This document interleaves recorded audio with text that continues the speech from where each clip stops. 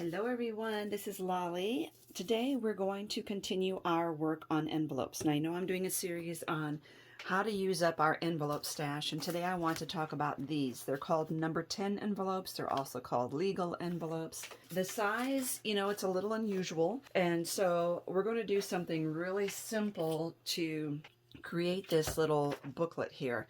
So what I want to do, you do need a ruler, but don't panic because I think this will be easy for you to measure. The first thing you need to do is get a piece of scrap paper.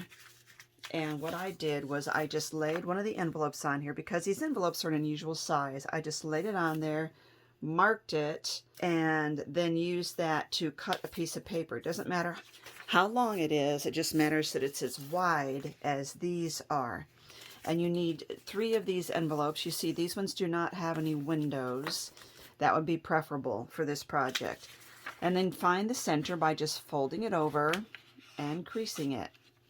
Once you have that center, lay your ruler there, anywhere. I'm just, as long as like there's a regular inch mark right on that, and then mark 1/4 inch and 1/2 inch and 3/4 inch away from that center. So this is the center right there. Mark 1/4 inch, another 1/4, and another 1/4. Okay, that's all you need. And so now you'll want to take all your envelopes and go ahead and seal that flap. And you can use glue instead of licking it. It's totally up to you. And you can use a glue stick. That would be great. Okay, so all 3 of these are done. And we're going to lay, let's see, it's going to go this way.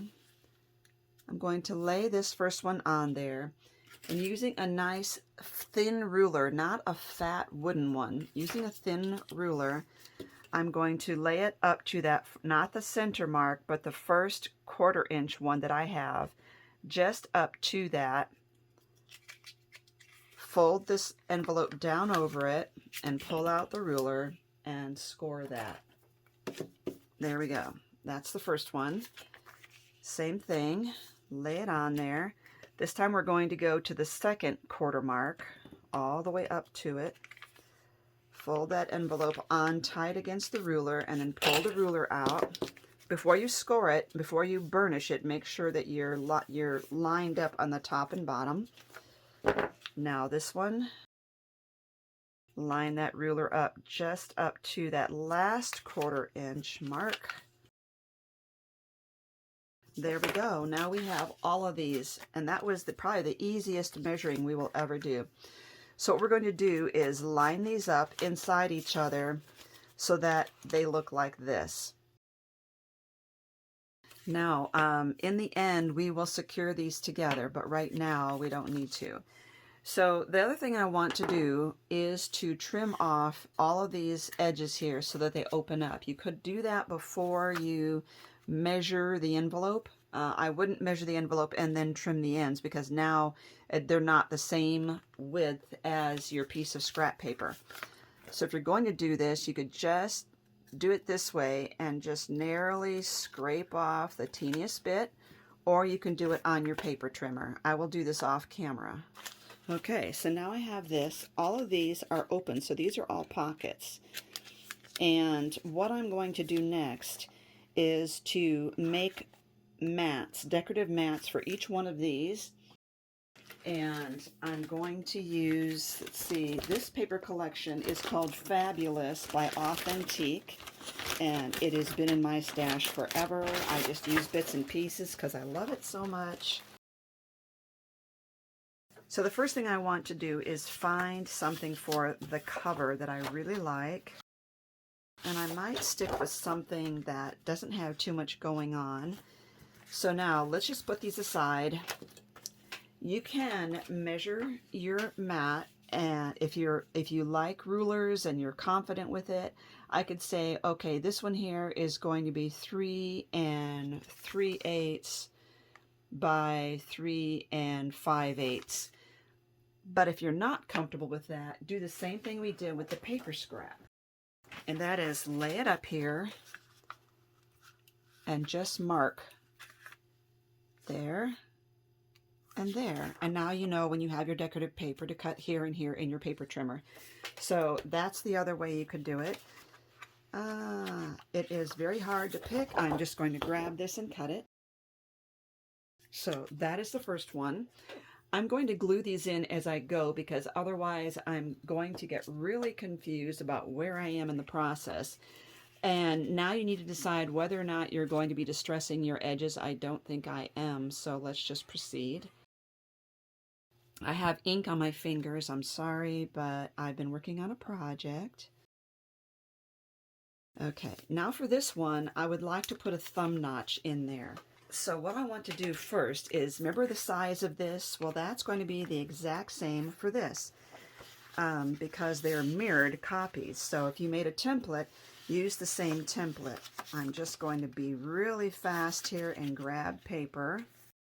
Let's just grab this one. Okay, so now I have that, but what I want to do with this is to put a thumb notch in it. I'm going to do this really quick and not stress over it. So what I'm going to use, I have two circular punches. One is 1 1/4 and one is 1.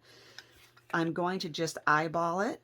And when I make a thumb notch, I never go past half of the circle, even less if I can help it. Okay, now that gets glued on. All these papers are so fun. Okay, and now that I have that, I'm going to open the envelope up, and use the 1 inch to go in there, right in the middle of that. Pull it down a little, and there. Now we have our perfect mat around there by using 2 different hole punches. Okay, now for this one. I don't want my thumb notches on top, and I believe that this is going to be the very last one. So I don't want any thumb notch because I don't want it showing here, and I definitely don't want it on the back. So this one probably won't get a thumb notch. We'll see. So I will put a mat on here because I want it to be really pretty from the front.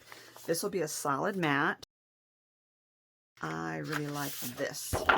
So I'm going to go ahead and measure, and this would be 4 3/4 by 3 5/8. And you have to make sure your pattern is going the right way. So I glued that on, and now let's look at this one, which is the next one. And so remember, thumb notches will be on the back. So I know this is 3 5/8, but I measure this, and this is also 3 5/8. So I will use the flamingos. And that is so cute. Okay, and another 3 5/8 by 3 5/8 for this one. Oh, isn't this adorable? Look at this. Oh my. Okay, that fits, and now we're going to do the thumb notches. I need it on this side, so again, I'm going to use the bigger of the 2 hole punches. Just go in a little bit, not quite halfway. Glue that on there. Both of these are cute. The glasses in black and white, and the ones in color. And the other hole punch. That is so adorable. Now we need this one, which is 4 5/8 by 3 5/8. We've got some poodles here.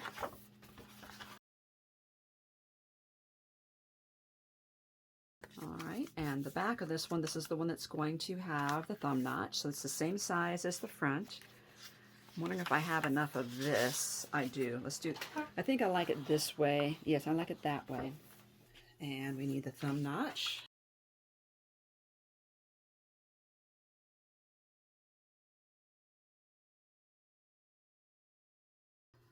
Okay, so this is what we have now. We've got one more, and that is this one here. And if you notice your papers, I think I just need to shorten this one a pinch. You can adjust them as you go. Okay, 3 5/8 by, let's do 3 3/4. I think I'll save this for a bigger side. Ooh, this is really cute. I may use this later. So I think what I'll do is I'll put just a pattern on this side, like the cherries. And then I can add one of those cards after the fact.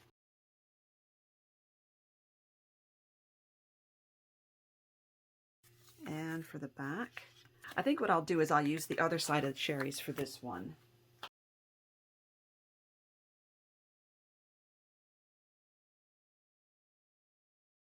You know what I was thinking is this back cover is the longest piece that I will ever have. And so I think that that might be great for this because I like this so much and it would probably just fit. So I think I'll save that for the back. This is coming together so cute. Okay, now we have this one and it's 3 and, oops. The length of that one is 4 1/4. I might do this one. Actually, I think I'm going to switch and do the black and white glasses. And now we need one for this side. I could do this if I cut the bottom of her skirt off. Now, because I did this, I'm not sure, I'm going to be very careful on this thumb notch to not go too far in because that is her arm there. I don't want to go into her dress. I'm just going to get a little bit of her arm there. And that's perfect. I love it.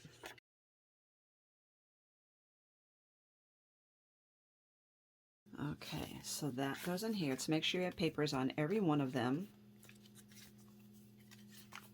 Okay, now for this back piece. This is the one that I said I wanted to get as much of this in there as I could. And I can cut off there to make sure I have enough. This is the only one that's, and I said that was 4 3/4. Okay, that is really cute. I like that. I don't usually put busy patterns on the backs of my journals, so I'm making an exception this time. And we need something for the front here, definitely for the front. You know, whether we put decorations on the inside is completely up to us. The other thing is to cut apart some of these. I wonder if Bella Vita would fit in there if I trimmed it really close. Ooh, that's really, really close. I like that, but I think it's losing its vitality there. So I am going to give this a little bit of a nudge and probably pop this up on foam. Now, if you don't have foam tape, it is really not necessary. You could use your cardboard scraps for this. And I get my foam tape in a roll, and so it's kind of warped this way, so I just kind of bend it the other way a little bit to nudge it back into reality. Otherwise, it curves my paper when I put it on there. And that just helps it to really stick out a little better than it was. I didn't really like how it was getting lost in there. Okay, now we just have a few extras here.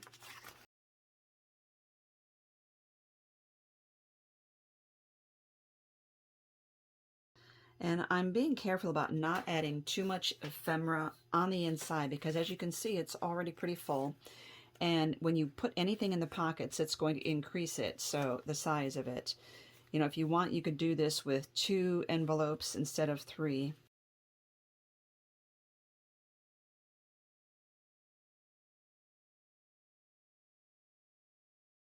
And I like the expressions. This one is not punched out, which is interesting. So this one has to be cut. Now I think I need to shorten this. So you noticed I put the heart toward the top, so I'm putting this toward the, oh great, toward the bottom. And that will balance off the amount of papers that are in here. Now we could use something colorful. This has room for something fun.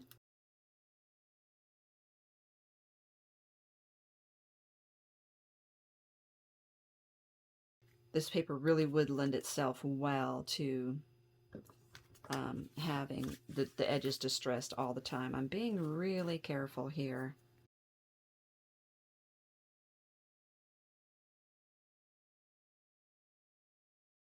Another thing you could do is to apply some trim or some laces sticking off. If you did it on each one of these, it would be really cute.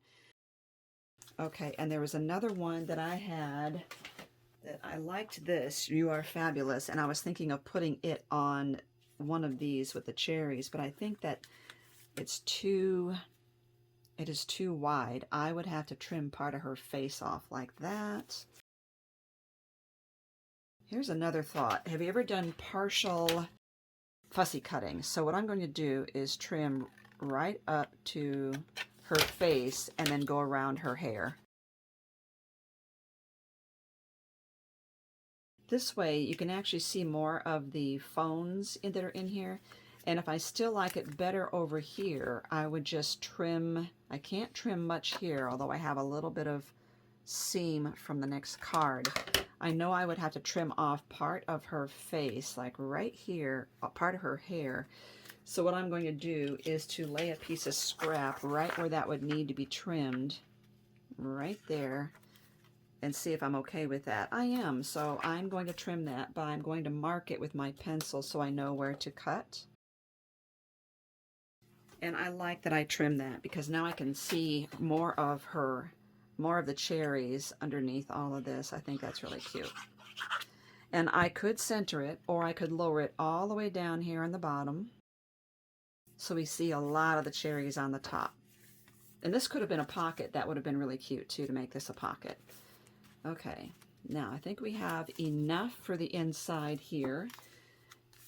So let's get this stitched. So what we want to do, I'm opening these up, I'm pushing them, the seams really close together in here, and I'm going to clip those together. Now all you have to do is, if you want to do this, you don't have to have a special tool. There is the width of this. I'm just folding this paper in half. Okay, and I'm going to fold in half from here to here, and from there to here. And now, without even using a ruler, I have divided this into 4 sections. So this is the width, that's the center, and then there's these two. So these two here are what I want to mark, not the center. And I'm going to take the awl, or what we affectionately refer to as our pokey tool, and I'm going to poke a hole straight through all the envelopes there and there. Now, if you need a bigger hole, you can use your crocodile to get in there, because it would help to sew this, and it just fits. Matter of fact, that's another thing you could do, is just go in as far as your tool will go on both sides, and you don't have to do any measuring at all. And then I'm just going to use this and tie it off. So I'm not even going to measure. The whole thing, the whole project has been about the minimal amount of measuring required. So I'm going to come here and see how much do I need to come here and tie that.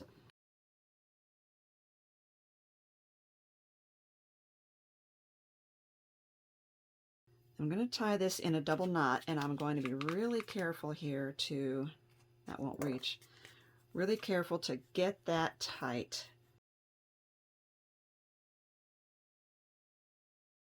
Now you can tie this in a bow, which I'm not going to do. You could also hang charms on this, like that, and hang charms on it. I'm not sure I have anything that I would really like. You could also put charms on it right on this part before you tie it off in a knot. I think what I'm going to do is just cut these off at different lengths, and then these will untwist over time. So I'm just going to put a knot in the very end. And you could still add charms by using a jump ring right there. So you could add lace to every one of these edges like this, and stair step it. Okay, it is done. I just added a little bit of lace trim on every one of these. And doesn't that just bring it up a notch? That is so pretty.